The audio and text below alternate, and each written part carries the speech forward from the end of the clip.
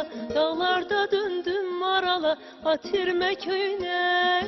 ay sarı çepken, Atirme köyüne, sarı çepken, gelin haralısan, özü göçey, sözü göçey, haram haralısan, Atirme köyüne, sarı çepken, gelin haralısan, özü göçey, sözü göçey, haram haralısan, yarım bağında, üzüm əskəri, bağın dalında, həzin səs gəlir, sağ ol gəl, var ol gəl, bir gecə mehman ol gəl, sağ ol gəl, var ol gəl, bir gecə mehman ol gəl.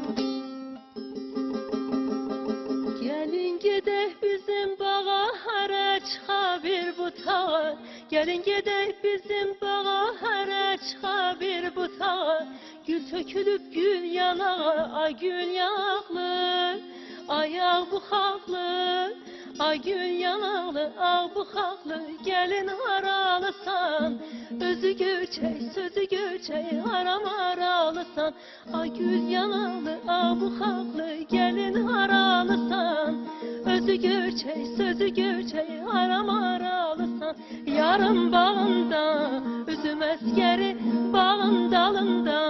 həzin səs gəlir, sağ ol gəl, var ol gəl, bir gecə mehman ol gəl, sağ ol gəl, var ol gəl, bir gecə mehman ol gəl.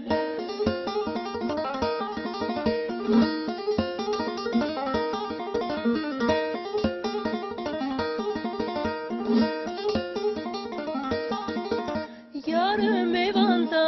bəzəyir xalı, yarın üzündə